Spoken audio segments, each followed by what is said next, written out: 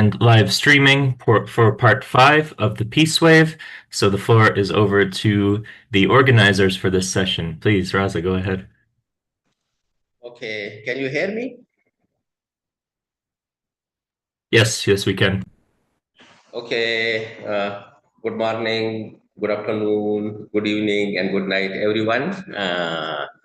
It's indeed a pleasure to coordinate this part of the 24-hour Peace Wave. My name is Radha Khan. I am the Executive Director of Sustainable Peace and Development Organization, and I'm also one of the board members of the International Peace Bureau. So this session is focused more on South Asia and Central Asia, but we will be more focusing on South Asia. So if you look at the agenda and if you look at the theme of the Peace Wave, uh, basically it is a 24-hour session which is taking place all over the world. So there is a certain time allocated to each region.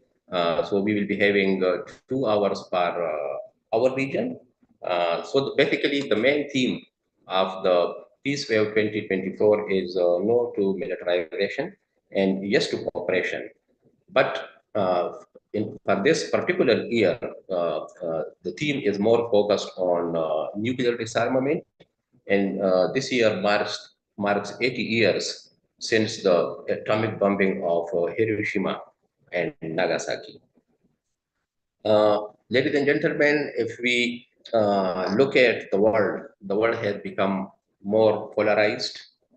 There are conflicts all over the world, conflict and wars. We are seeing the war in Ukraine, in Gaza, then there was the Israel-Iran conflict, then India-Pakistan, and there are so many other conflicts taking place all over the world.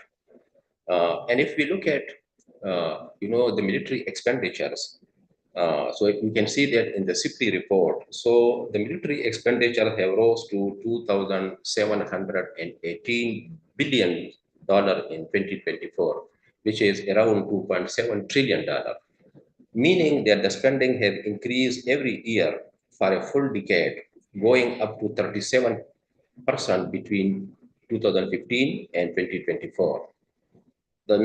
This is actually the 9.4% increase in 2024, which was the steepest year to year since at least 1988. So just to give you an estimate that if we reduce a very small portion of these military expenditures, even 10% or even less than 10%, through that we can eliminate hunger from the world, we can greatly reduce poverty and hunger. So a large portion of the funding is going to militarization and weapons rather than building peace, climate justice, and other sustainable and to achieve other sustainable development goals. If we see around the world, violent voices are becoming more and more visible, whereas peace voices are dormant, but they are actually more. If we so this peace wave actually is a kind of platform where our peace voices can be heard all over the world, and we encourage our participants who are listening to us, who are participating in these events, to raise your voice toward a more peaceful world, toward a more harmonized world, through your writings, through your activism, and through your social actions. Coming to this region of the world, South Asia is a region which is very diverse in cultures and in languages and in many other ways. If you look at the geography of this region, it is important in many aspects. Like if you see, we have the tallest peaks in the world, like the Mount Everest, the K2, and among other, like there are almost 7 to 8 tallest peaks in the world. And then we have the largest glacier mass in Himalaya, Karakoram, and other these mountain ranges. So it has a very important significance in terms of climate change. And in between these cultures, then you can see the largest deserts, the sea, and in between these mountains and the sea, a very diverse culture exists, comprising of so many cultures, so many traditions, and so many languages. But unfortunately, this very beautiful culture has always been exposed to conflicts, exposed to violence, and it is one of the regions which is the most densely populated, but at the same time, the most poorest nations in the world. So for that reason, we always say disarmament for sustainable development. So instead of investing in weapons and other forms of wars, states should invest in reducing poverty and to achieve sustainable development goals. Mistrust is so much high at the state level that that it has reached to a level where the leaders do not believe each other. Apart from that, there are increasing conflicts going on internally. If you see the countries like, look at Afghanistan, Afghanistan had remained in war for almost 40 years. And still, if you see, there is the Taliban government, which is even the whole world has not recognized their government. Even women have no access to education. And after 40 years of war, again, the Taliban are in power. If you look at Pakistan, we are passing through so many internal conflicts. This cross-border terrorism is taking place, and then it is happening in other countries of the region.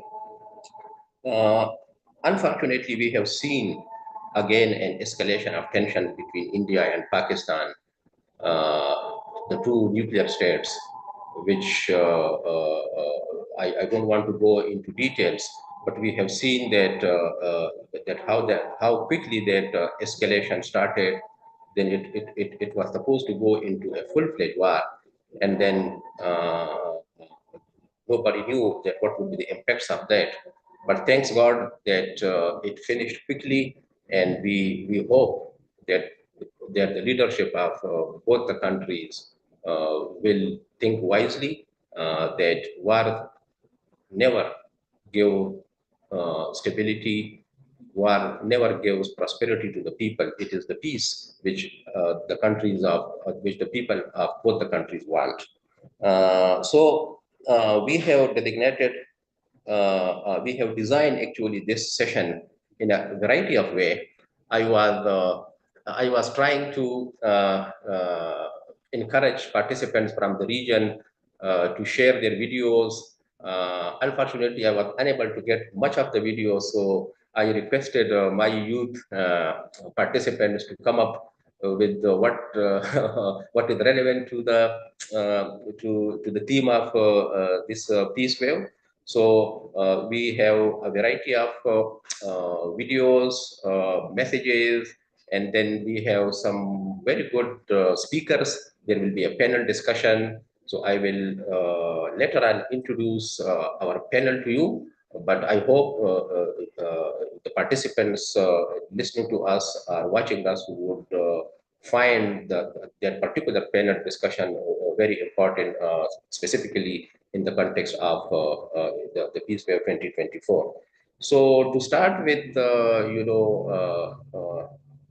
further proceedings, I will first, with the permission of Balkrishna, I asked my youth to develop like a very small uh, video clip of Dr. Balkrishna's institute. So I will be going to show that to you that Dr. Balkrishna has been doing a lot of work in India related to landmines, cluster munitions, nuclear disarmament, and specifically there is a campaign which calls "No More Hiroshima" and "No More Nagasaki." So I'm going to show that video to you. Uh,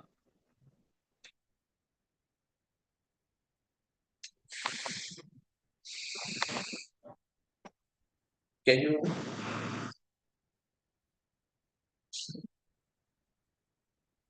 just a minute.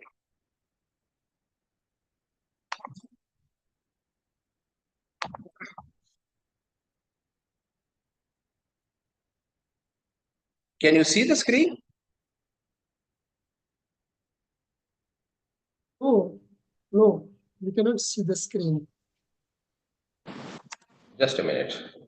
So let me see.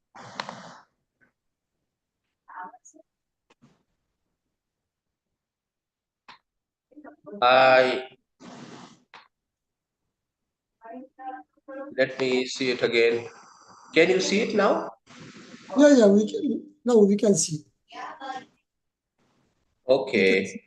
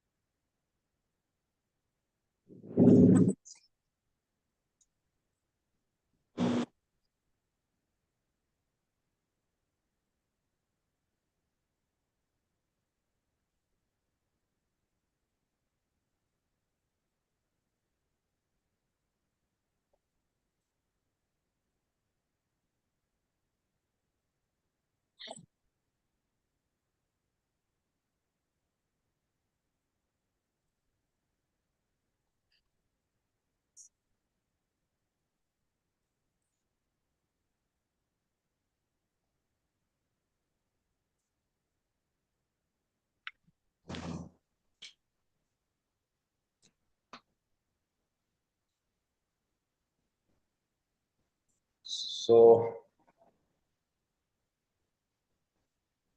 this was, can you see me?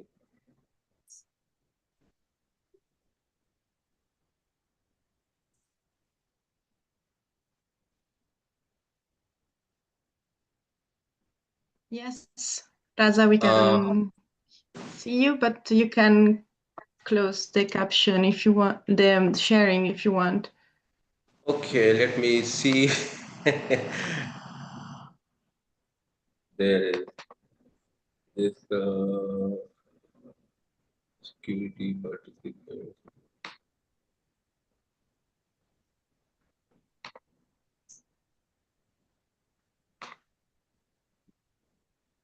I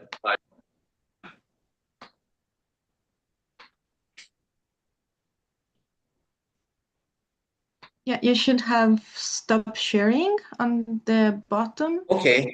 Let me. There is another video, so I would like to. Okay, and Okay. yes, when you share the second video, you can enable also the sound, so we can also hear. So you cannot, you didn't hear the song. No, not in the first one. Okay. I will try again. So Yeah. this was basically Balkrishna. He will be participating in the panel discussion. So he will talk more about the work in India. So that was actually the work in India specifically related to nuclear disarmament. Their work against landmines and cluster munition. So he will talk more about that in the panel discussion. Now I'm going to share another video. I hope know all that this north side of Pakistan is very much prone to disasters, especially natural disasters. So there were recent floods in which there were you might have seen in the media reports that even a family was swept away. They were taking a breakfast, and then all of a sudden the floods came. So there were actually devastating impacts of floods on local communities. As I have already explained to you, that this area is full of mountains, glaciers, lakes, but unfortunately, the local communities are suffering due to sudden climatic conditions. So we are implementing a project which is called youth-led climate action project. So our youth from their particular area, it is from north of Pakistan, Swat, they have developed a video specifically for this session. So I am going to show that to the participants.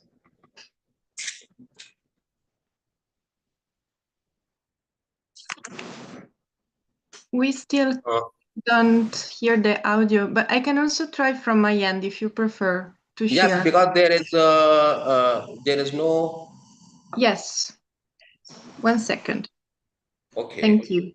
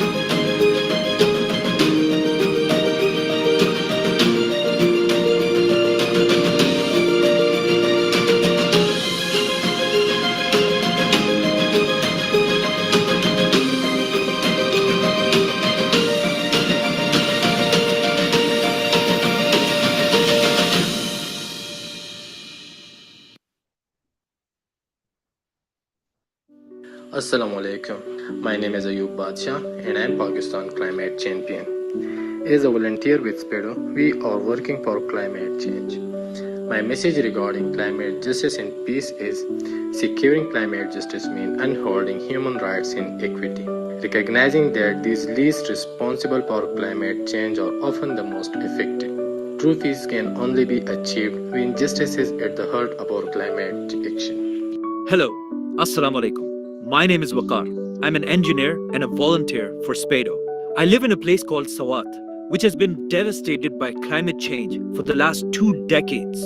I've been a part of SPEDO's Active Citizen program since 2021, in which me and other volunteers of SPEDO conducted awareness campaigns all over Sawat to educate people about the dangers of climate change. The pursuit of climate justice is a call for peace and survival. By protecting the rights of the vulnerable, we build resilient communities and prevent future conflicts. Hi, this is Miyasif Khan.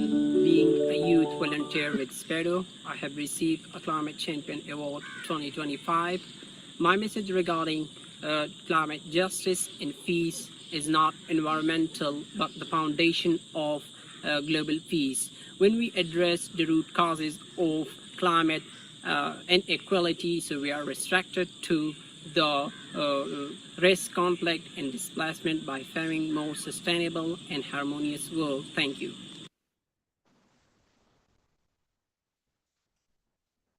So thank you so much once again. So it was just some glimpses of the impacts of climate change on the north side of Pakistan. And I have already explained to you that even 2 weeks ago, this huge flood swept away buildings, families, infrastructure, and you saw some of the clips in this video. So we are running this campaign for the last almost 3 years, and still our youth is active in that part of the world. So just to give you an understanding of how this climate change is affecting the lives and livelihoods in Pakistan, not only in Pakistan but in that whole region. Uh, I would also request again, Emily, to you that we have our next video, which is a very short, just 1 minute video from Nawal Amjad.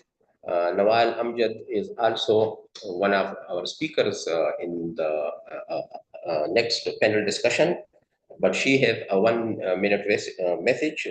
Nawal is basically a change maker in youth empowerment and sustainable development goals. So I would request you if you can play that. This is the next, number 3. Yes. Greetings, everyone, no matter where you're watching me in the world. Are you also sick and tired of the culture of war? Do you also want to replace it with a culture of peace? Well, Professor David Adams embarked upon this journey when he joined UNESCO in the year 1992 to replace its traditional military peacekeeping program with a culture of peace program. He was, in fact, the pioneer director for the UNESCO's Year of Peace in the year 2000. He thereafter also introduced and disseminated a peace manifesto that received 75 million global signatures. 25 years after, with the world brimming with a culture of war more than ever before, if you also intend to be a part of the movements to say yes to peace and activate peace, then click on the link of activatingpeace.org in our caption and get multiple options to be a part of this global campaign. You can also become a partner with us by joining in our manifesto partnership form, whose link is also in the description.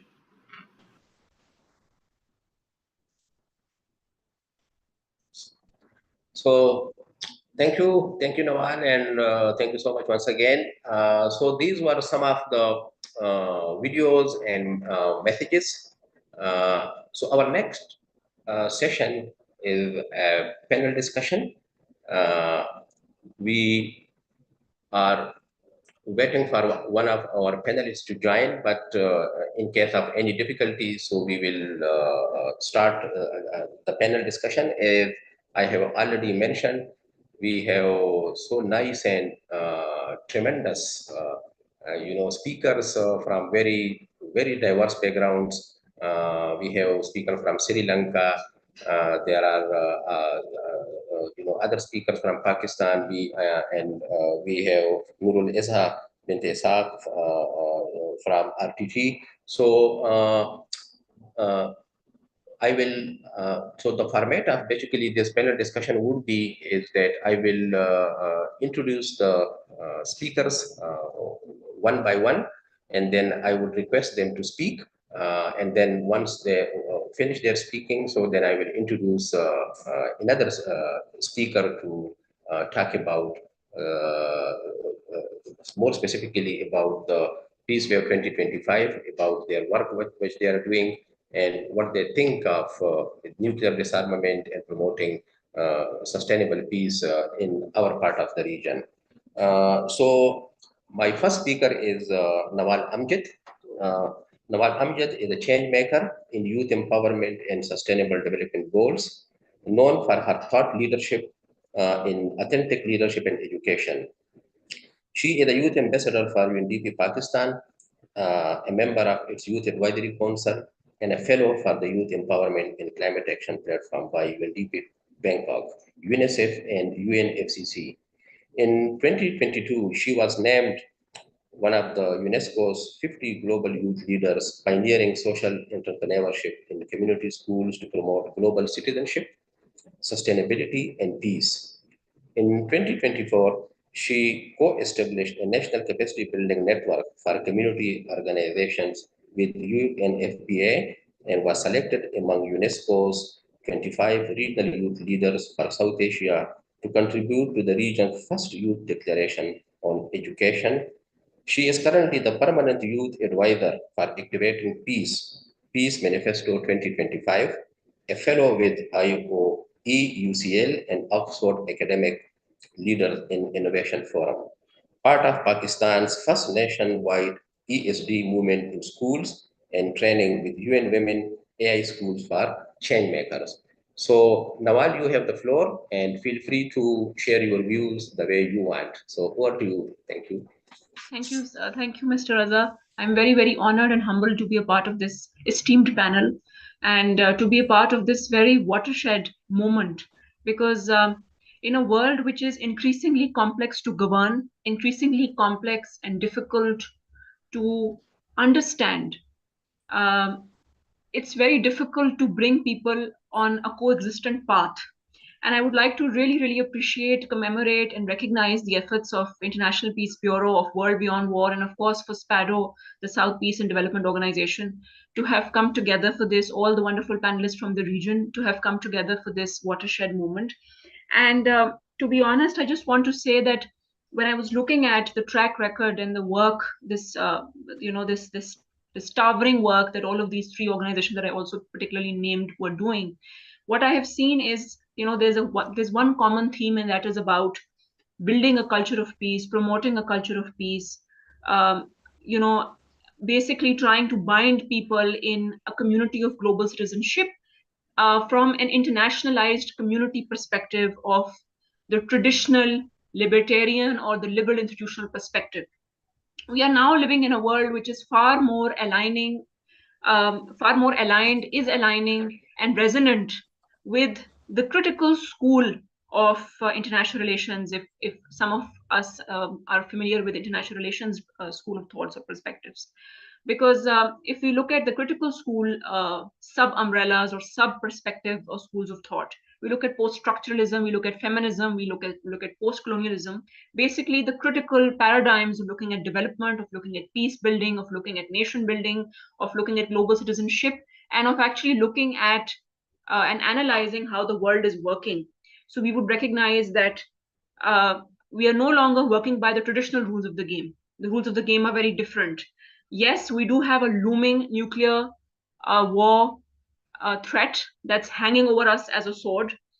We did see that very recently in the India-Pakistan combat, and so in the Iran-Israel combat as well. It was a very common theme when it comes to both the wars respectively. However, I would like to give my culminating remarks for now by saying that unfortunately we are living in a world where when IPP started working, it started working, even organizations like World Beyond War and others, they wanted to build a world where they wanted to bring discourse, deliberations, interventions, discussions, actions, counteracting and countering to primarily a sort of war stage in which dominant powers were trying to dominate and exert and assert their dominant power, which was all about, quote unquote, if I may use the liberty of saying it, being candid about it, that certain powers wanted to act like bullies on the international stage.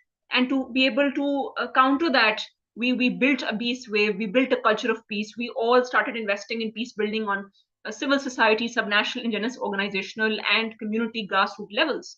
However, today we unfortunately live in a world where that power domination, that security dilemma, very inherent to the anarchic international system, has become all the more relevant, particularly in the context of the two war theatrics that we've just been exposed to, whether that was Iran and Israel or whether that was Pakistan and India.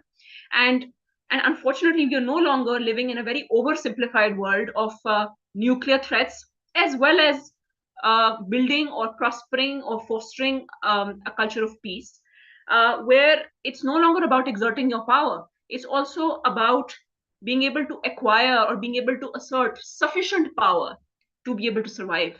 And that's where, when survival is being used, or survival of the fittest is being used as a metaphor for states to keep at fighting in this very mad nuclear war, this very dangerous nuclear war for which I think we do not have apt adjectives, that's where I think we really need to raise eyebrows. That's where the international community needs to raise eyebrows. And I'm so happy and humbled and thankful that we have conversations and discourses like this. We have virtual ways of coming together like this, where we build a global epistemic community, where we start to own the world together, and where we have critical engagements, reflections, and thinking points that we can exchange. Thank you.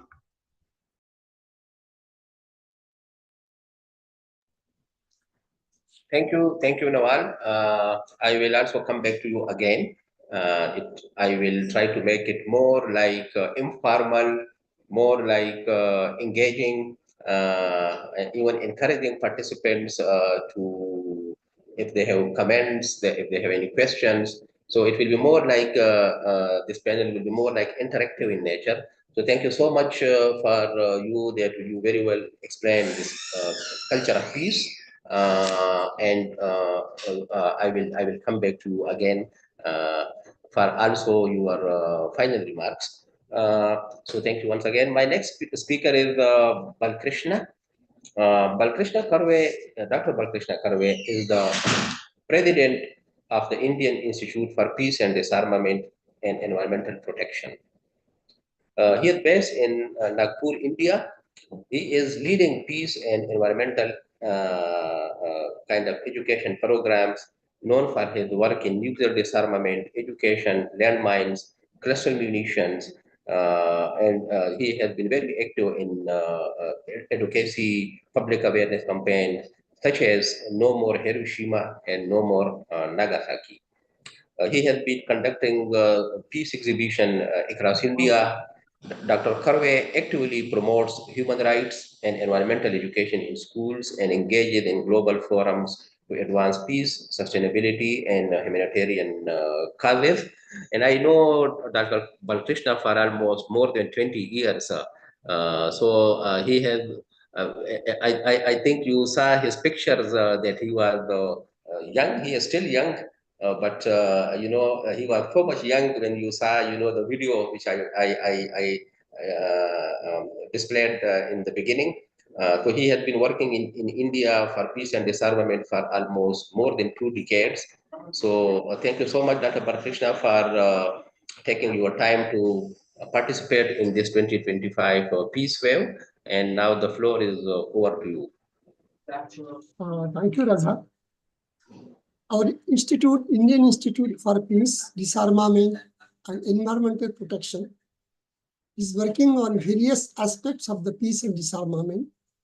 But I like to touch this time regarding nuclear weapon-free world, because this is a cry of the hour.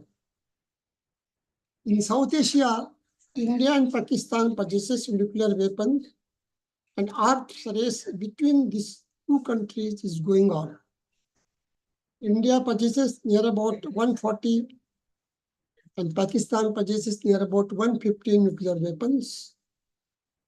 There are many complex reasons for present nuclear arms race in South Asia. There is mistrust, misunderstanding, and animosity between nuclear weapon countries in South Asia. Any fanatic military officer or political leader may start nuclear war. The terrorist group in around the world may possess and control the nuclear weapons, which will be dangerous to whole world. By possessing nuclear weapons, we could not solve our problem. The vehicle of change is ultimately the people. The threat of use of missiles by either India or Pakistan is terrifying because the distance between launch sites and target is so short, there would be no time to determine whether an incoming missile was carrying nuclear weapons or ordinary weapons. It takes only 8 to 10 minutes for a missile to reach its target, and it's only 3 minutes to decide the missile is carrying nuclear weapons, threats or conventional weapons, and due to misunderstanding, nuclear war may start. In November 2013, International Physician for Prevention of Nuclear War, a USA-based Physician for Social Responsibility, released the report, Nuclear Famine for 2 billion people at risk. The use of just 150 nuclear weapons over a city like Mumbai and Karachi caused up to 60,000 deaths instantly, and 1,000 will be killed in afterwards. If limited nuclear conflict in South Asia it results, nuclear famine will cause global mass starvation. 1 billion will die due to starvation. A nuclear ozone hole, the global cancer burden of a regional nuclear war. Nuclear winter, the Earth's life-sustaining ecosystem remain at end. The casualties of nuclear war. Even a modest sudden decline in agricultural production would trigger significant increases in the prices for basic foods and bordering in a global scale, both of which would make food inaccessible to poor people in South Asia and much of the world. World create immense potential for war and civil conflict. Famine on this scale would also lead to major epidemic of infectious diseases. People of India and Pakistan, they are not aware of the horrible impact of the nuclear weapons. They suppose the nuclear bomb is just like another armament, another weapon. Public education and awareness, especially in India, Pakistan, is cry of the hour. People have to be informed and educated that power does not come from nuclear capabilities and weapons of mass destruction, but from economic growth. People in South Asia, especially in India and Pakistan, are not aware of the immediate and long-range effects of the nuclear weapons. It's our experience. When we arranged the No More Hiroshima, No More Nagasaki peace exhibition and depicted or shown the Hiroshima Nagasaki bombing photos to the people, whosoever will saw the photos, they will say, no, Baba, there should be no nuclear war. So public education awareness is the cry of the hour in South Asia, around the world also. Need to educate people about the differences in conventional bomb and nuclear weapons is must. Prevention is the only, nobody will be victorious in the nuclear war. I'm only talking of the South Asia limited nuclear war. And if there will be whole world like USA, Russia, other country will, then it will be havoc. All humanity will be collapse. Nuclear famine, prevention is the only care. Nuclear famine, 2 billion people at risk. International Physician for Prevention of Nuclear War, in their report, they said, in the limited nuclear war between the countries, 2 billion people at risk, global impact of a limited nuclear war on agriculture, food supplies, and human nutrition explains how even the relatively small nuclear weapons of countries such as India and Pakistan would cause long-range global damage to the Earth's ecosystem. Limited nuclear conflict involving in the use of 100 Hiroshima-sized nuclear bombs, but now we have the more powerful bombs than the Hiroshima bomb. They are about 100 times more powerful than the Hiroshima nuclear bombs. So 100 Hiroshima-type bombs would have global implications with significant cooling of Earth's surface and decreased precipitation in many parts of the world. Increase in food prices would make food inaccessible to hundreds of millions of the people around the world, especially in South Asia, Africa, in all poor countries. If agriculture markets continue to function normally, 215 people would be added to the roles of the malnutrition over the countries of the world. Significant agriculture shortfall over an extended period would almost certainly lead to panic and bordering as an international scale. Further education is needed. The total number of people threatened by nuclear war induced famine would be well over 2 billion. 2 billion people around the world, they will famine in our limited nuclear war. Global famine that would follow a regional nuclear war, it seems reasonable to postulate a total global death toll in the range of 1 billion from starvation alone. By starvation alone, 1 billion people will be affected. A famine on this scale would also lead to major epidemics of infectious diseases and would create immense potential for war and civil conflict. Countries which does not possess nuclear weapons and their cities are not target think that nuclear war is a remote problem for them. So this is not the case. Nuclear war anywhere in world would have devastating effect for all of us. Even a modest sudden decline in agricultural production would trigger significant increases in the prices for the basic foods and bordering on a global scale, both of which would make food inaccessible to poor people in much of the world. Regional nuclear war between India and Pakistan would spark unprecedented global cooling and reduce rainfall for a year, a period of abnormal cold and darkness predicted to follow a nuclear war caused by the layer of smoke and dust in the atmosphere blocking the sun rays.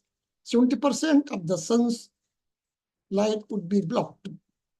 As a result of this cooling, there would be increases in the growing season. This decrease might completely eliminate crops that have insufficient time to reach maturity. Food inaccessible to the poor in South. The decline is available food would be exaggerated by increases in the food prices, which would make food inaccessible to hundreds of millions of the world's poorest, even if agriculture markets continue to function normally. Current grain stocks would not provide any significant reserve in the event of a sharp decline in global production. We have to inform the people of India and Pakistan that peace is more than merely absence of war. Feeling secure means having access to amenities which most people in underdeveloped and developing countries is lacking, including people of India and Pakistan. So this is the main, what is the method for this? What we can do? Public education and awareness is a cry of the hour. I met many diplomats, many political leaders, even educated people, even professors, doctors. They are not aware of the horrible impact of the nuclear weapons. We have to educate the people, public education and awareness all over the world, especially India and Pakistan. So this is a way public education awareness. They will not say that there should be nuclear war between India and Pakistan. So thank you very much. My last request all over the world that start the public education awareness. And public pressure will force our political leaders, our leaders to think on that line. So thank you very much. Thank you very much, Dr. Balkrishna, for your thoughtful remarks, keeping in view your experience and the work which you have been doing in India and in the region to promote peace, harmony, and especially disarmament. So that is much appreciated. And I agree with you that actually people don't understand the devastating impacts of nuclear weapons. So both countries, India and Pakistan, being nuclear states, should be very much responsible. We should build trust, mutual cooperation, and understanding between the two countries. And I hope there is a role which civil society organizations, youth, academic institutions can play to build their trust and mutual understanding. And I'm once again thankful to you for your remarks, and particularly the most important work which you are doing related to no more Hiroshima and no more Nagasaki. And you have been promoting that public awareness and education throughout India and in the region. So thank you once again. I would request you to remain with us if there is any questions, if there are any comments, and I will also take your final remarks. So our next speaker is Vidya. Vidya is our friend, our colleague, a champion of disarmament in Sri Lanka. He is the coordinator for the Forum on Disarmament and Development, which is called FFD in Sri Lanka. Basically, the Forum for Disarmament and Development is a research and advocacy group that focuses on human security, disarmament, and protecting the natural environment. He currently serves as a country researcher for the Landmine and Cluster Munition Monitor Report, and he has attended the University of Colombo and received his BBA in International Business Management from Northwood University. So, Vidya, you have the floor.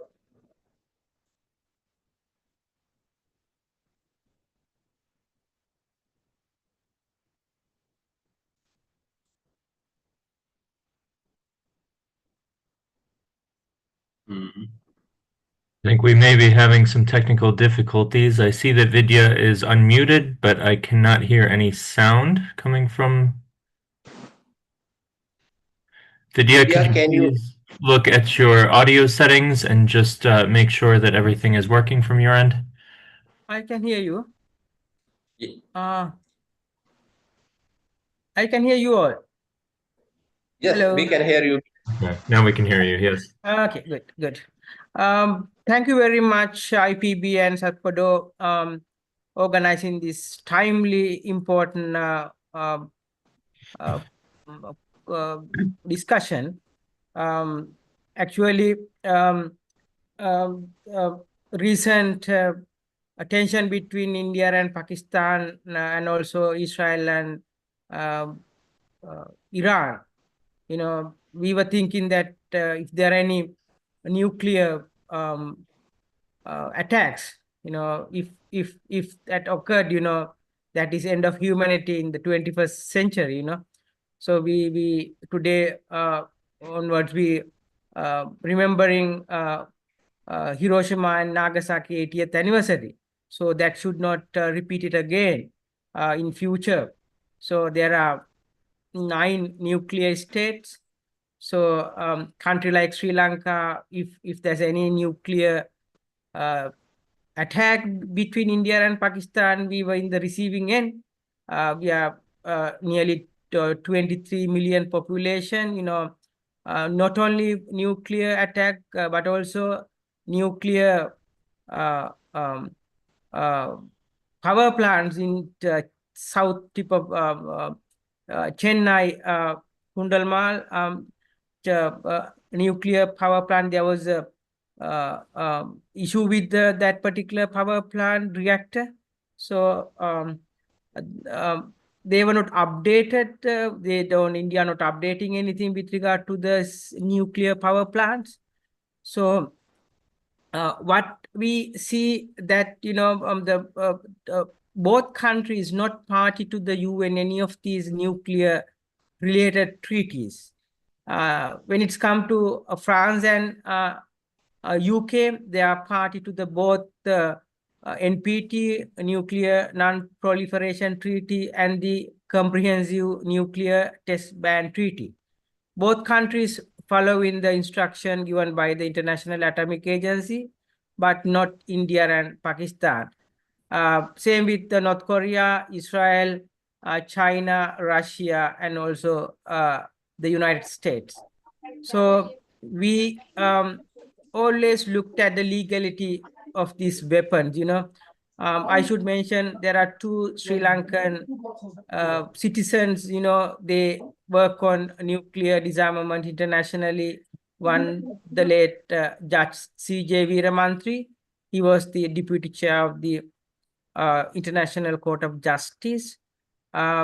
He happens to be the person that time the United Nations in 1995 asked for a legality of using nuclear weapon, and then Judge Veeramantri's remarks were the he opinion that use of threat of nuclear weapon is illegal in any circumstances whatsoever. So that still remain in that. I think now we have a new treaty called TPNW, Total Prohibition of Nuclear Weapons. So that is very much relevant for today's subject. So completely abolishing of nuclear weapons. I think Balakrishna, he pointed out, A to Z, I think most of the things, consequences of use of nuclear weapons. So not only India and Pakistan will suffer, but entire region will suffer, particularly country like Sri Lanka. Now we concerned about the nuclear power plant in south of India. If something goes wrong, entire northern and the western province neighborhood will disappear. So this is the threat we received from this particular nuclear power plant in India. So we are up to now, we are happy that the both countries, it's operated by the government, not any non-state party. If it is fall under non-state party, a nuclear weapon or a nuclear power plant, we have a high risk. That's why the country like India and Pakistan, we always having political turmoil, countries tension. We should look for a, not the weapon, peaceful, promoting peace. So when it's come to power generation, we have enough, solar, renewable energy sources. So we can go for a solar energy sources. And the country like India and Pakistan spending billions of US dollars on developing such weapons, nuclear weapon. They should have spent money on their health and education. There are millions of people without access to food, water, shelter, education and proper health. So we want both countries take those things a high priority.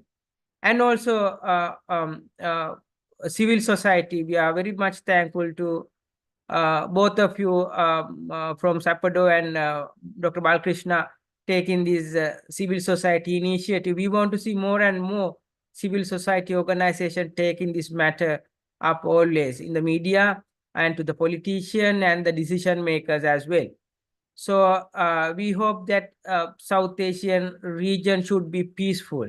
So climatic action is very much relevant for today's context. Country like Sri Lanka, we suffer heavily time to time. You may remember that we suffered due to tsunami some years ago. And again, you know, we are having droughts. Now we are experiencing droughts in Colombo as well, and severe floods.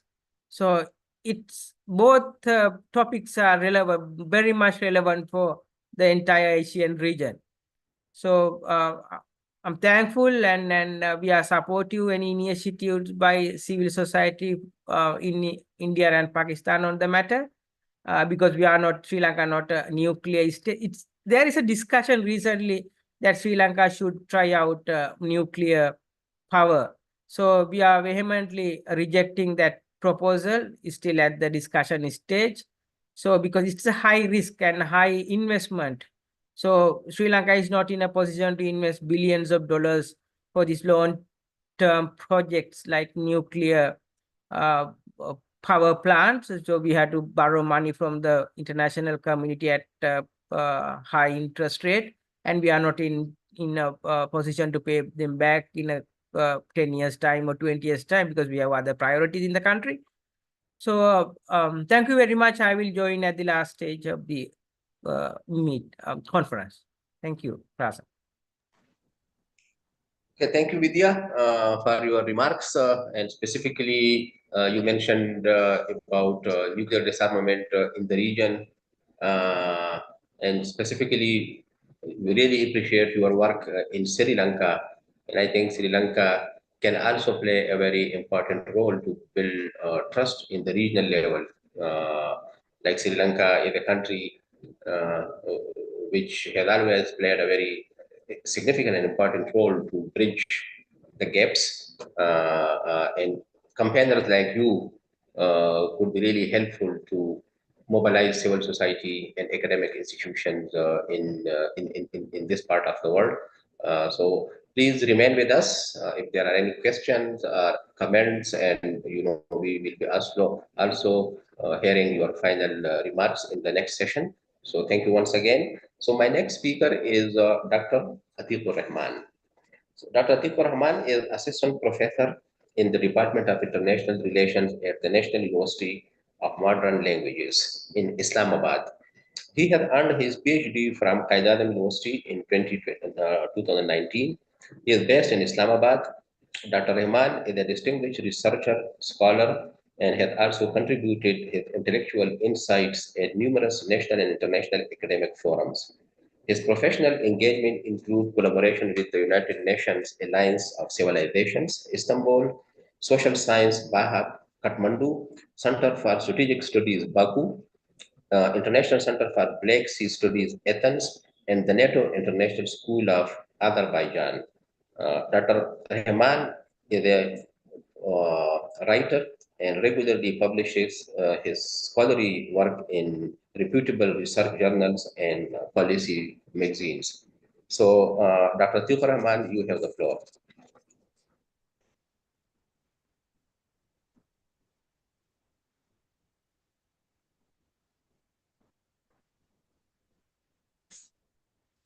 Can you hear us, Dr. Atiq?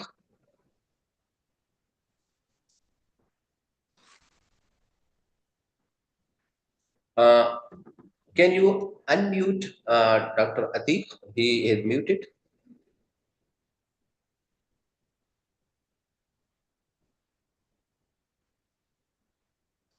Hello. Yes. Yeah, sorry. He should be able to Yes, unmute. yes. We were struggling Yes, I can. which screen was You correct. can yes, you can also open your camera, Dr. Atiq, Yeah, if you yeah, wish. thank you so much. Thank you so much. Thank you so much. And thank you so much for inviting me. I was thinking that when I started my efforts from the Shadows platform for the peace, and 2 decades before, and I appreciate the Shadows' work from the multiple dimensions for the promotion of peace. And presently, I'm invited to express my views on the disarmament and its role in contributing peace.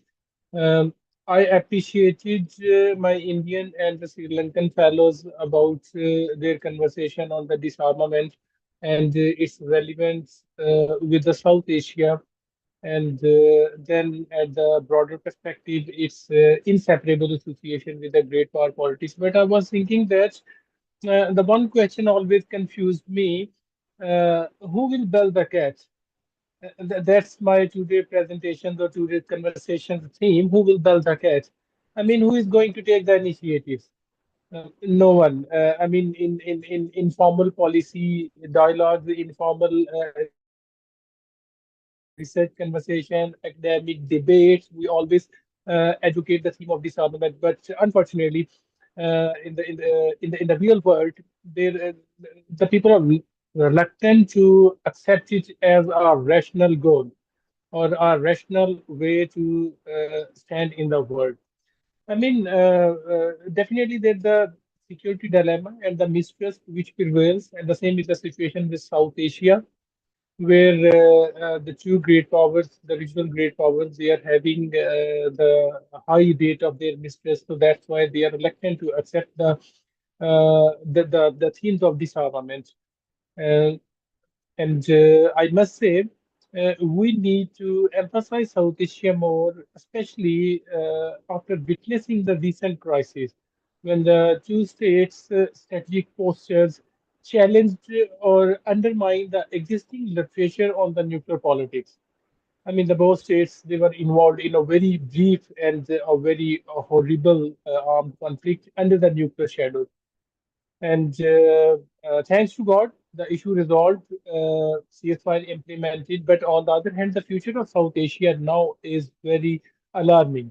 It is needing the concentration, the serious impartial concentration of the great powers.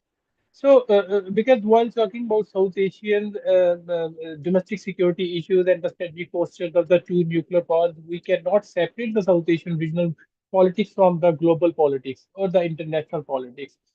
Like the birth of South Asia was under the shadow, the birth of decolonized South Asia was under the shadows of the Cold War's nuclear politics.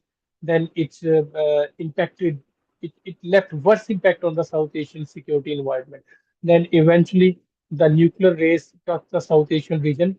Then the both countries, after India, Pakistan was compelled to take the initiative. The both countries, they were having the different justifications, like Indian, sometime the Indian literature advocates the reason for this nuclearization belongs to security. Sometimes they say it's a status driven. Pakistan is also heavy security. But on the other hand, the nuclear weapons arrived in South Asia. So the situation is very much difficult. So the both states, India and Pakistan, they are looking toward the great powers. So the P5, I mean, that's the basic reason why the international non-proliferation regime and the intergovernmental other organizations are ineffective in bringing the South Asian nuclear states into their jurisdiction. Because the trends are the trends arriving from the great powers. Basically, they are leading the two South Asian neighbors towards a different dimension away from the disarmament. So I think in this way, the greater responsibility lies on the great powers and the intergovernmental mechanism of the international community. Like I'm referring toward the International Non-Proliferation Treaty (NPT). There are a number of arguments criticizing the NPT status because it's one of the three main leading pillars explains the implementation of the disarmament, but that is very much in the theoretical and the documentary part of the treaty. But unfortunately, the practical implementation is not very much visible, or we are not getting any signals or any symptom of the great powers that they are going toward completely implementing the NPT or following its three pillars. So in this way, the intergovernmental institutions are required. Vidya very accurately mentioned that EPNW, that's a new treaty, but I must say that is the addition in the existing non-applicable efforts of the disarmament. So the history of the world politics is, or especially the nuclear politics, is full of the disarmament, different initiatives introduced by states at the unilateral level, bilateral level, and from the different multilateral platforms. But unfortunately, their practical implementation, who is going to take the initiative? Who is going to encourage the other states to follow the steps? No, no, there are some countries like South Africa and couple of other countries. They have taken the initiative, but their initiatives are not promoted positively and advocated by the great powers. And when we talk about the South Asian regional environment, so the extension of the international non-proliferation regime in the form of the NPT towards South Asia, basically, it would be practical with the support of the great powers. When the great powers will settle, they will set any pattern or the trend because they are the trendsetter. Then automatically, the South Asian politics will follow those trends because the history of the South Asian politics suggested that we cannot eliminate the inseparable interconnectedness between South Asian politics, regional politics, and the international power politics. So its growth is always, especially its strategic growth is always under the shadow of the great power politics. So on the other hand, we have another example of the nuclear weapons-free zones. Yes, that is the appreciable development of the international community. The three nuclear weapons-free zone where the states refuse to go towards the nuclearization or the acquisition of the nuclear weapons. And Pakistan was the first in South Asia who introduced or presented a proposal in the United Nations to implement the a free zone regional environment in South Asia. But unfortunately, that proposal was remained ineffective due to the lack of substantial support from South Asia. So Pakistan has played its role, and now the responsibility lies on the other states and that support of the great powers. So we must say that regarding great powers' role, the South Asian environment is very much important now. After the Pelagam crisis, we need to take some serious initiatives because the repetition of any other crisis between two nuclear powers, it will be never like the Pelagam one. So definitely that will cause more serious complications in the region. So the rational and the impartial reaction of the international community is required beyond their strategic collaboration, beyond their economic interest in South Asia. Because once that comes, then disarmament becomes really a visionary idea or a utopian idea or something which is very much active in documents, but not having the practical relevance with the actual politics. So the great powers role in this way, I must say the United States role is appreciable regarding South Asian regional crises like the Pelagam crisis. We have witnessed that the active role and the appreciable involvement of the United Nations prevented that clash going into the serious direction. So the further commitment we need not from the only from the United States but beyond Washington, the advocates of disarmament from around the globe, they are required to emphasize on South Asia. So in this way, we can rationalize pragmatically the vision of disarmament and its association with South Asia. And non-traditional approaches in this way will be helpful beyond the traditional proposed and the adopted proposals. So that was my very brief take on the disarmament and its relevance with South Asia. So if you have any question, you may raise after that. Thank you so much.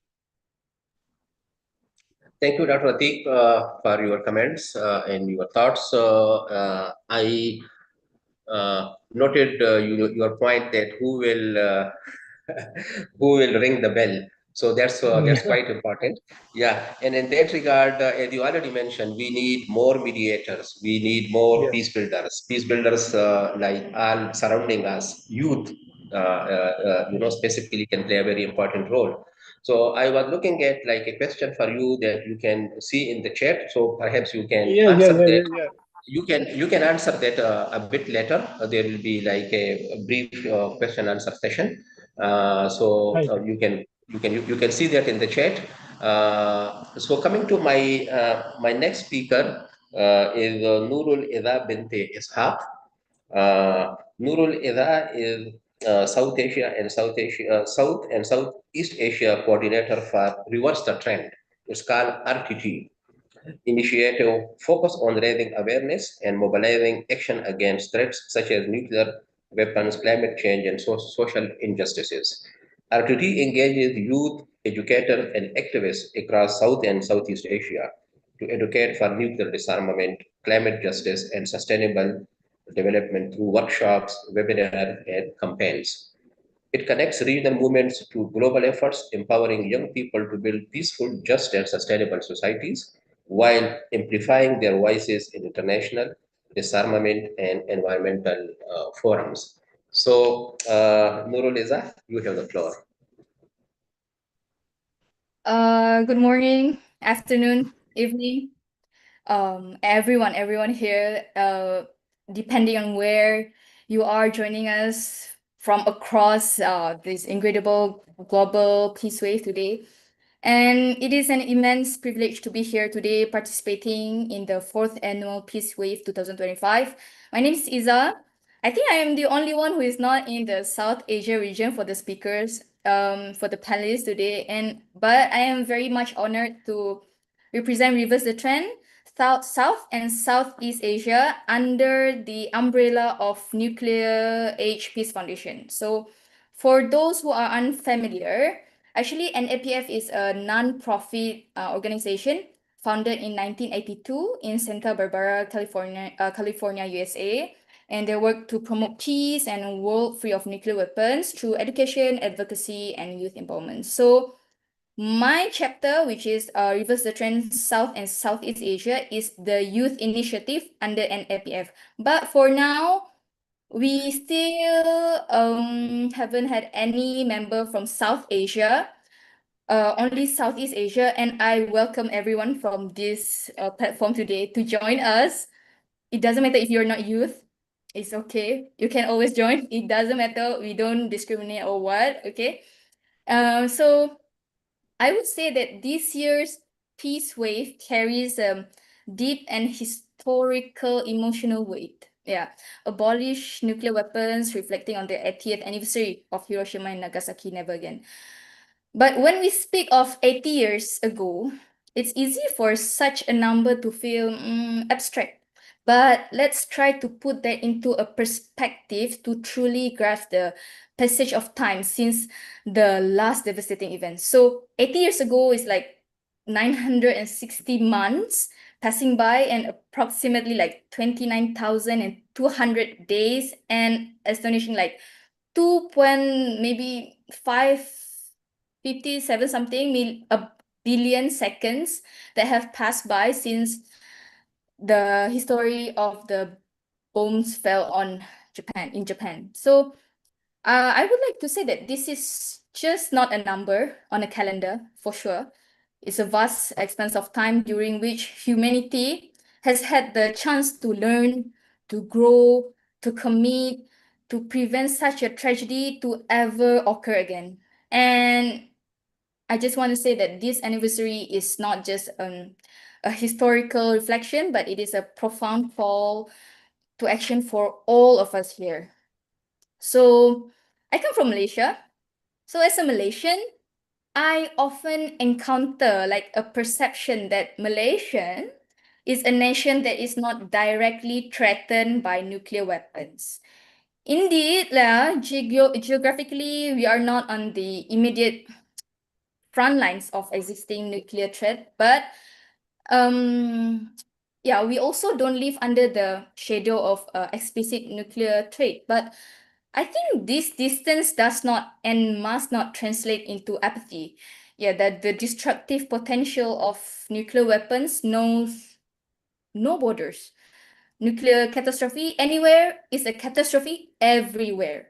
So when we talk about the global nuclear threat, we, Malaysia and ASEAN, we cannot ignore South Asia, a region where India and Pakistan, both nuclear armed states, remain locked in a long-standing rivalry. So as someone from ASEAN, I may not live under the immediate shadow, as I told you before, as stated before, but I believe that we actually feel the shockwave. The tension within those two countries, whether over borders or political flare-ups, always carry the risk of escalation, and that escalation could be nuclear. So this is actually deeply worrying, not just for subcontinent, but for all of Asia, actually, including Southeast Asia, because nuclear war doesn't respect borders. Fallout, instability, humanitarian consequences will ripple far beyond the source. And it's not just about missiles, it's about the normalization of nuclear weapons as tools for deterrence or status, something we in ASEAN reject through our commitment to Southeast Asia Nuclear Weapon Free Zone or Bangkok Treaty. But then, I don't want to talk about I may talk about the Bangkok Treaty, but I would also highlight to the panelists today, in this complex security environment, Malaysia approach is focused on cooperation and not militarization against each other with South Asia. Just this past February 19, right here in Kuala Lumpur, we hosted the 13th Malaysia-India Defense Cooperation Committee, MIDCOM meeting.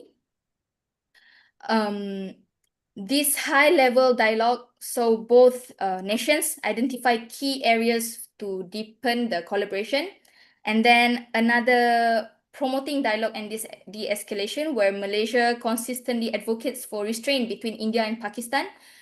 Following the April 2025 Pahalgam attack, Prime Minister Anwar Ibrahim of Malaysia publicly urged de-escalation, and this discussion on this dynamic were also part of the recent 58th ASEAN Foreign Ministers meeting, underscoring our diplomatic efforts. And we also like to address the non-traditional threats. We cooperate on shared security concerns like maritime security, terrorism. For instance, at the 58th AMM, Malaysia and Bangladesh agreed to full cooperation on recent terror allegations, showcasing our joint commitment. And as ASEAN Chair, Malaysia leverage forum like ASEAN Regional Forum, which includes India, Pakistan, Bangladesh, and Sri Lanka. And Pakistan Deputy Prime Minister was just in Kuala Lumpur yesterday, July 11, for the 32nd ARF ministerial meeting. So these platforms that I have just mentioned actually build confidence and promote dialogue that reinforce the cooperation, not military build-up, but the pathway to build a lasting peace in our region of Asia actually. So if I may continue, I know previously it was part 4 where they also talk about ASEAN, but I will also like to mention a bit about Malaysia and the regional neighbors in ASEAN that have long recognized about this. We have the Bangkok Treaty on the Southeast Asia Nuclear Weapon Free Zone. We declared the collection rejection of nuclear weapons on our soil. It is a legally binding agreement for all 10 ASEAN member states, and I will say it is significant because it enacts a comprehensive ban, all 10 ASEAN legally bound not to develop, possess, station, transport, test, or use nuclear weapons within our region. And this includes environmental protection, including against dumping radioactive waste. And I would say this give a right to peaceful users of nuclear energy, but strictly subject to international safeguards. However, as the Bangkok Treaty is a protocol, this protocol is not signed, and it's remain a key challenge because it's not signed by the NWS.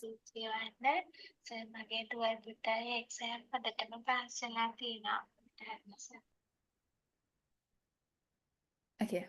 So I will say that this unsigned protocol remains a key challenge to all of us because I would say China and Russia have shown willingness to long-standing issue to this protocol, but the long-standing issues with other NWS still remain a key challenge to us in this protocol. So, but after all, it's a complex diplomatic hurdles, and as affirmed just days ago at the 58th ASEAN Foreign Ministers meeting here in Kuala Lumpur, ASEAN said remains steadfast and actively engaged in technical reviews and discussion to bridge these differences. And ultimately, we try to secure the universe support of all nuclear weapons state for our zone. And you know, because Malaysia is ASEAN is a neutral country, and neutrality doesn't mean silence. It means standing firm against dangers of militarization and nuclear escalation, which I think important for South Asia implementation as well. So yeah, that's all from me, Minister Azza. Okay, thank you. Thank you so much, Nurul Izha, for your remarks, specifically about the role of youth and, Malaysia, being a neutral country in the region. Actually, youth is inspiration for all of us. You have the potential. And a large, if we talk about South Asia, so South Asia is a region where youth population is, as compared to other regions, it's quite high as compared to other regions. So we encourage youth from South Asia to work with you. You inspire us. Your work is motivate us, and we look forward to keeping in touch with you. And thank you so much for your remarks in this session. So this was all about our speakers. So we have around 12 minutes to reflect on what we have said. There are a couple of questions. One question is from Dr. Balkrishna, and there is one question from Dr. Atiq. But I would request speakers, I will give the floor to the speaker one by one for about, what you could say, 3 minutes to reflect on what other speakers said and to share their concluding remarks, including answering the questions which you see in the chat. So just 3 minutes to each of the speaker. So over to you, Nawal. First of all, I would really want to appreciate all this very rich discussion that we had, very multidimensional, very kaleidoscopic perspectives coming from all the fellow panelists. There was a particular question in the chat box by Mr. Jawad, if I'm not wrong, and he asked that how can, and I think in one wonderful IR-led perspective, it was already answered by Dr. Atiq, but I would also want to address that question where he basically asked that, with the military regimes in Pakistan and India not being very interested in cultivating a culture of peace, what can civil society organizations and youth do? And I think from there, I would like to capitalize on my presence here in the panel right now. We have just had a soft launch for Activating Peace, which is a organization pioneered by Professor David Adams, who actually created the Culture of Peace program in UNESCO and converted the military peacekeeping program into a Culture of Peace program back in the year 1992. And 25 years ago, he basically disseminated a peace manifesto on 6 pointers across the world, which he was able to gather 75 million signatures on. And today, we will be promoting the peace manifesto, which Raza Saab was kind enough to have played in the beginning as well, through which, and I've also shared the website link in the chat box, where at activatingpeace.org, through various global peacemakers, through various music videos, cultural interactions, and ways, logos even for that matter, we try to encourage a culture of peace cultivation, where the main message says, I'm sick and tired of the culture of war, and I give my support to the culture of peace, and I will keep spreading the message on social media until we all win. And this message has to be disseminated on your respective social media, even if that's WhatsApp, Facebook, Twitter, YouTube, you name it, with your city and name, and that then emerges on the Google on the map of our website, so that we see that a lot of other people have joined hands in the culture of peace with us. And our Instagram page is also very active. So over there, we start to try to resonate messages using global peacemakers of various multifaceted perspectives and backgrounds. For example, Vandana Shiva, who's a feminist scholar in development, people from her to people like Mahatma Gandhi to people like Martin Luther King. So a lot of these people have worked to cultivate a culture of peace in their own ways. And I think people like Iza, for that matter, Nurul Iza and others, and like myself, who are trying to be at the front and center of youth, and even for that matter through SPEDO, the way Raza Shah Saab have been, he's been providing a breeding ground for the right peaceful environments. It's a very profound thing, which I actually got to know, that he's been providing peaceful environments for youth, particularly in the north of Pakistan, to cultivate a culture of peace. I honestly want to, besides, of course, being able to address Jawad Saab's question in the chat box, I want to culminate my discussion today by bringing some important thinking questions or thinking points for my rest of the panelists and also the participants of our session today. As of 27th May 2025, the Director for Middle East and North Africa, UNICEF, Mr. Edward Bing Bedar, if I'm pronouncing his name correctly, said that about more than 50,000 children have been killed in Gaza. And if we look at the Second World War over there, in that about 38,000 children were killed.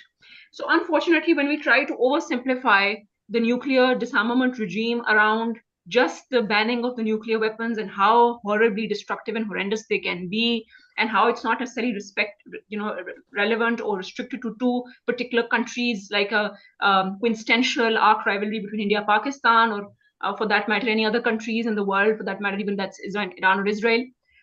We also have to look into various other perspectives, that if we've not been able to prevent killings across the world, not that there is a binary comparison that I'm trying to draw, because the scale and scope and the depth of warfare is absolutely unfathomable, and it's incomparable if you compare a nuclear war to an otherwise ethnic cleansing or a live real-time genocide happening. But if the children are being killed exactly like that, or even more than that, then I don't think that we have to be very oversimplified with the way we theorize the nuclear regime. And there's one wonderful thing that the UN Secretary General just said in the recent BRICS summit in 2025, where he said that at a time when multilateralism is being undermined, let us remind the world that cooperation is humanity's greatest innovation. Even vis-a-vis the role of artificial intelligence, despite it being a very go-to token term and buzzword for people, he also said that we cannot have an AI club only, of handful of concentrated people. So with artificial intelligence becoming so privy to our daily lives,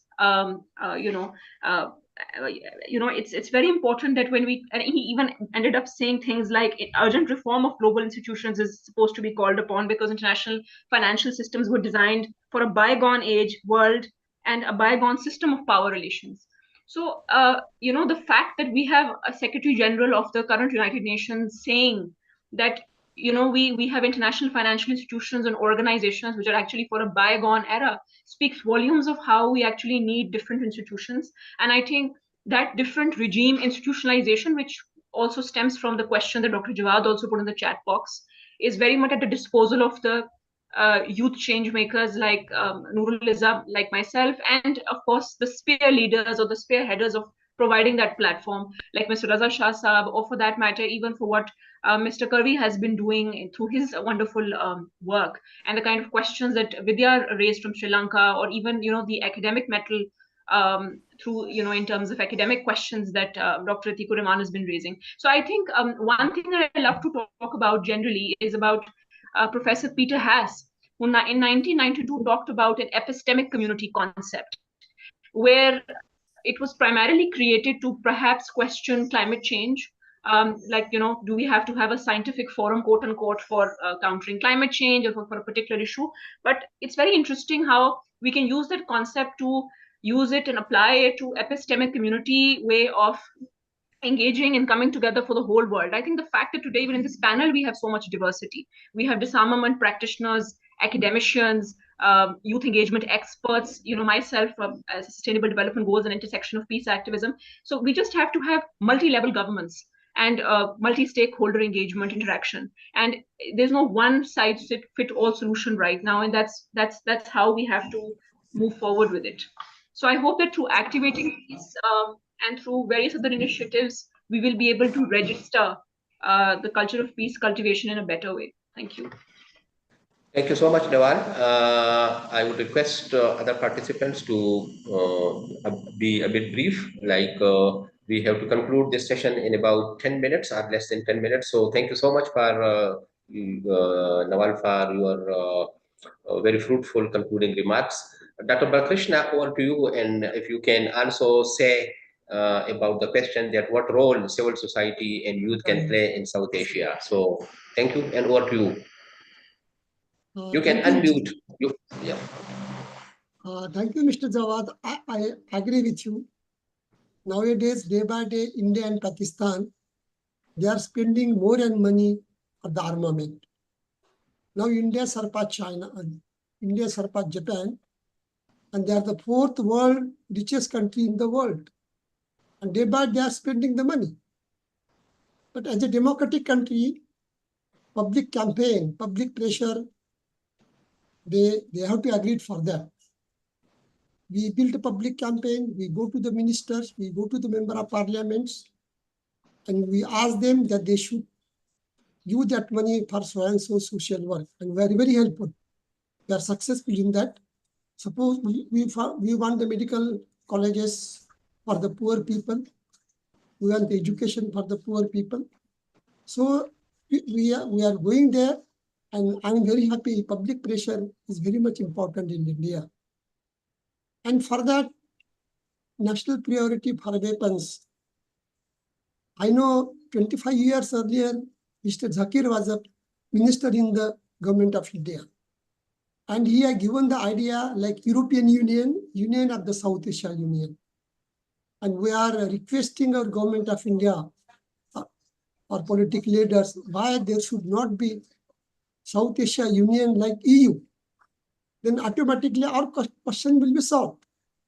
So through the youth and the political leaders, we are taking this issue, start the union, EU Union of South Asia Union in Asia region, and automatically the question, which are like Kashmir questions, so many questions in between India and Pakistan or other or Sri Lanka, other country. So it will be automatically be calmed down. So one minister, he said, this is a good idea. If there will be European like Union, like South Asia Union, like European Union, people can freely migrate to other states. They have the they have the thing to do what they want to do, and we will not send the exorbitant money for the defense, for the armament. So we have taken this issue now. In the last 2-3 years, we have taken this issue. We think on the European Union, like European Union, South Asia Union, and I may be meeting with our foreign ministers, the Minister of External Affairs, and I will be discussing this issue with them. So thank you. Thank you, Dr. Balakrishna. Over to you, Vidya. Now you can see me. No, sorry that I was not seeing the button. It's very important. Again, I'm raising this matter. The South Asian, particularly because of India and Pakistan nuclear tension, we should get together. You know, when we play cricket, India, Pakistan, huge tension. When we Sri Lanka and Pakistan or Sri Lanka and India. So we divided when we play cricket, but we should be united when it's come to nuclear disarmament. You know, that's a must. It should be a family. Like, you know, now we have a neutral East Asian nation is clearly mentioned that, you know. So it's about humanity. You know, it's not about winning a war. Having a nuclear war mean end of our humanity. That's for sure. Not like Hiroshima, Nagasaki. Now We have hundreds of thousands of nuclear bombs within these 9 states. And particularly India and Pakistan, they are not party to the nuclear non-proliferation treaty, a must. As I mentioned earlier, uh, uh, France and UK, the party to the both, and also both countries party to the NPT and the Comprehensive Nuclear Test Ban Treaty in uh, England, UK, and France, both are parties. So those two treaties are very important when it comes to nuclear disarmament in the region. I know that we all know that India and Pakistan, they will not gonna get rid of nuclear weapons right away. It's a long process, that is their power, they want to show the power. But still, we have a safer ground once they become a parties to those two UN conventions. Once they become a party to the CTBTO, then they follow the international standards that should be happen in the region. And I should have mentioned, I mentioned only the one person from Sri Lanka, Jaswira Manti. The second person, uh, uh, Ambassador Jayantha Dhanapala, he was one of the leading role within the UN nuclear disarmament. He chaired the 1995 NPT conference in New York and also extension conference. Those are two gurus from our country, when it's come to nuclear disarmament. So my last request, the youth, I remember when I was 18, 19, I joined the the landmine campaign in 1996. So now I'm sort of a senior person now, we are recruiting youth now, mainly, young girls and young boys, girls taking the lead in Sri Lanka's disarmament campaign. Now we have, when it's come to autonomous weapon, we have a killer robots campaign, Yanitra Kumaraguru. When it's come to landmine, we had several. Now we have Nimaya Dahanayaka earlier, Nilasi Liyanage. So again, a nuclear campaign, we have girl Vikramasinghe. So youth going to be the future, and they should train. We as a senior advocates, senior researchers, senior policy, in that civil society expert, we should get more and more youth engagement, because our age now, at some point we're going to retire. So if we make a new generation, empower them to take the baton and run, not the government to make such decisions, that's my request on disarmament as well as a climate change issue. You should take the lead in the future. Thank you. Thank you, Vidya. Thank you. You still have energy. You look very young, energetic. So like youth. So thank you so much, Vidya. Over to you, Dr. Atif, and Yeah, yeah, yeah. in your reflection, you can answer the question which a participant put to you. Yes, yes, thank you so much. Vidya, you are still young and your activity shows that you are younger than the youth. So do not underestimate yourself and do not discourage us. Age is just a number. So that's a lighter mood. So the one of the participants mentioned about the climate justice. Basically, I have mentioned already. We need to depart our attentions and our concentration from the theoretical patterns of the policy formulations, and we need to integrate them with the real politics of the world, where sensitizing the leaders is the actual matter. So I appreciate again the Vidya's points. He mentioned that the role of the international community and the youth. I must say, CTBT was an accurate example, but it failed to cultivate the desired outcomes. And TPNW is another one initiative, and I appreciate the civil society, the leaders of the civil society who sensitize the entire international community of the world's leader from the UN platform about the TPNW, the complete abolishment of the nuclear weapon, total disarmament. That is the an ideal proposal. And we need what we need to do. We need to emphasize the emerging trends of the arms race, where if we see South Asia and the rest of the world as well, the race the arms race going towards the space. We need to monitor that. We need to take the timely measures. And on the other hand, the AI-driven weapon system, like Spato has done excellent work, and the number of words about the stop killer robots and the lethal autonomous weapon. So we need to engage more people in this debate, killer robots and stopping the lethal autonomous weapons. So I think, in short, I must say we need to emphasize on the emerging trends of the arms race, which are going to intensify the existing security environment. Thank you so much. Thank you, Atik. Thank you so much. Over to you, Iza. There is also a question which Mr. Jawad has asked about what key initiatives are Malaysian youth taking for peace and climate action that youth in Pakistan and India could learn from and adapt for positive change. So if you can also respond to that and your final reflections. Okay, thank you, Raza. Thank you so much. Okay, I think for this question, there are a lot actually initiative that has been done and has been conducted by the youth in Malaysia, but I will give some examples. For example, in Malaysia, you know that in Malaysia we have Chinese, Indian, and we have a Malay race. So we have a lot of interfaith and inter-religion, and we believe that by engaging interfaith, like we not only have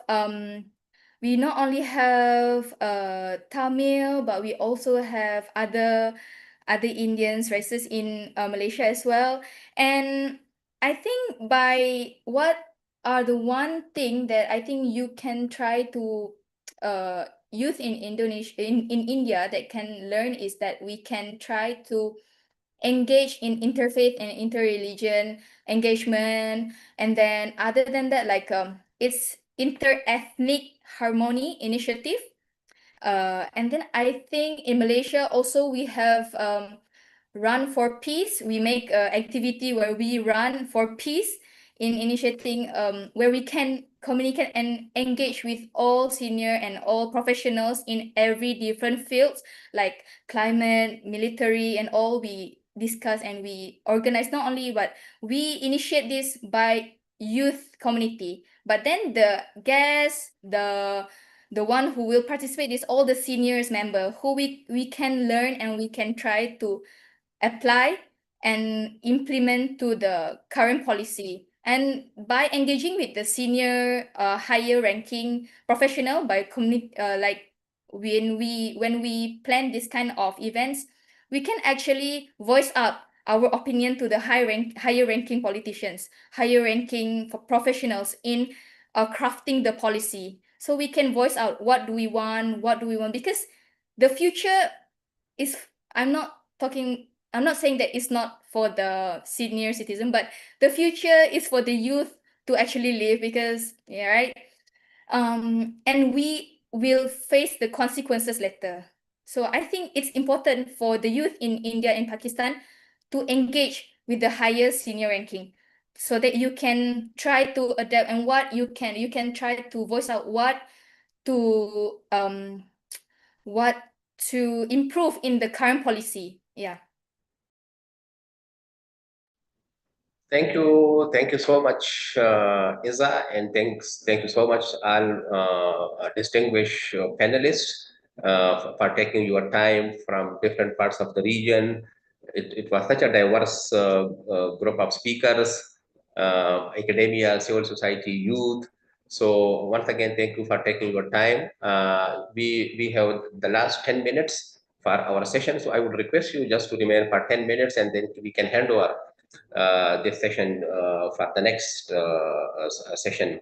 Once again, thank you so much. I would request Michelle that if our youth from the west part in KP. If you look at the geography, so we have border with Iran, we have border with India, and then we have a long border with Afghanistan. And Afghanistan had remained in conflict for more than 45 years. 45 years of radicalization, 45 years of Cold War, well, Soviet Union, US, Russia. And now again, the internal conflicts. So when we talk about nuclear disarmament, when we talk about autonomous weapon system, conventional weapons, we should also think of these internal insurgencies, violent extremism, radicalization of youth.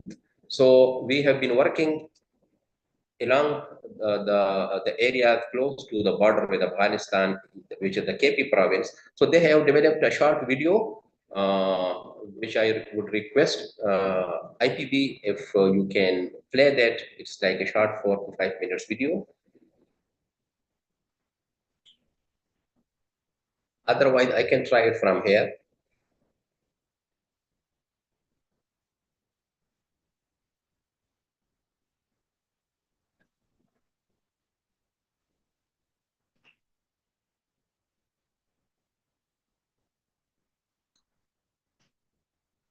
There is no voice.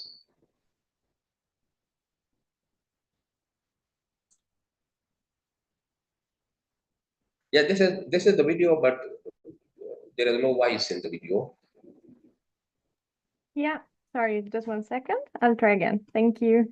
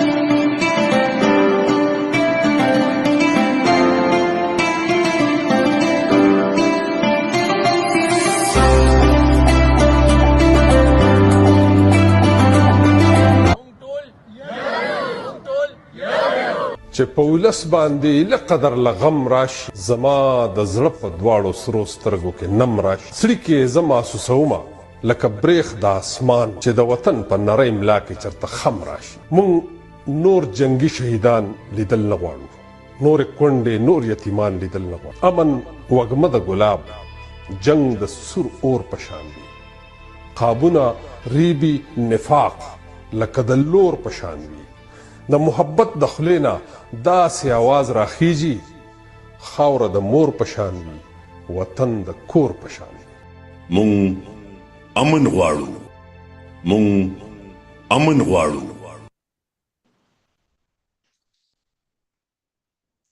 Thank you so much. This was, basically glimpses of the activities, as also mentioned, is that we are trying to promote interfaith harmony, ethnic harmony in a very fragile region. So you have seen that how youth remained engaged in all these activities, and in the last, it was like a very famous Pashto poetry, in which the poet is saying that we ask for peace. We are fed up of wars and conflicts, and we ask for peace. So in the final concluding remarks, Ida asked me to just say 1 minute poetry in Malay. So please go ahead, and then I will ask Hiba to come and just conclude it. So Ida, over to you. Okay, only 4 lines, 4 lines. Okay, this Okay.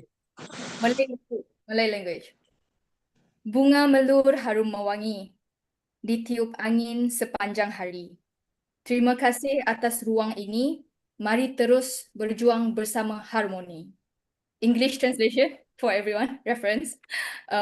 Jasmine flowers sweetly bloom, carried by the gentle breeze. Thank you for this precious room. Let us strive for lasting peace. Thank you. Thank you so much, Eza. It was great. So in my final 2 minutes, as Michelle has also explained that,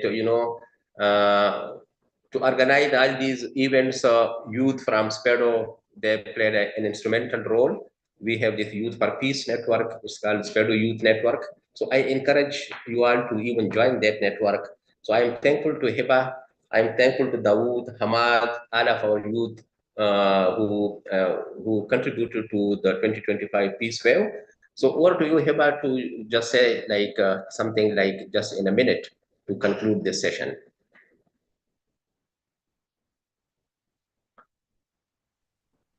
Hiba, are you there?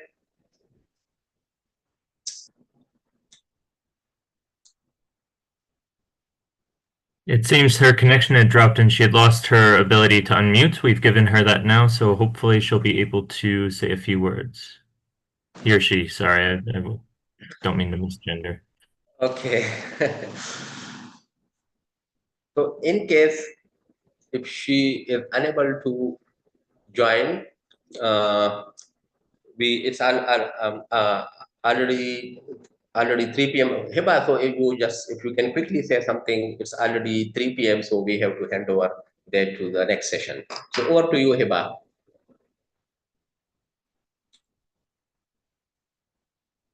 You are unmute. Can you unmute, Hiba?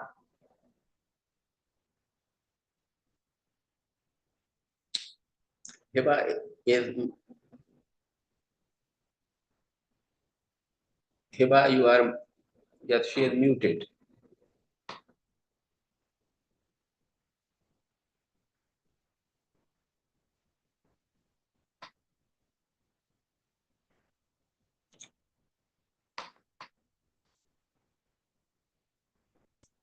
You are muted. I don't know how to unmute you. I think the organizers can unmute.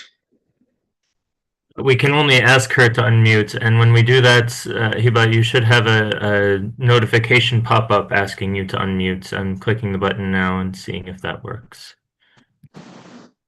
Well, it seems she's dropped off the call. She may be trying to rejoin. No worries. Yeah. So no worries. So let us conclude this session. So thank you once again, all participants, all speakers, all our youth who contributed to this session. So I would request all the participants to open your minds and just say like one word: no to war, yes to peace. And then we will hand over this to the organizer. Just we speak together. 1, 2, 3. No to war. No to war, yes No to to Yes peace. to peace. Yes to peace. Thank you so much. Thank you so Thank you. much. Over to you. Bye. Over to you. Bye. Bye. Bye bye. Well, thank you to everyone who is with us. We are now just wrapping up part 5 of the Peace Wave in South Asia, and we'll shortly begin part 6.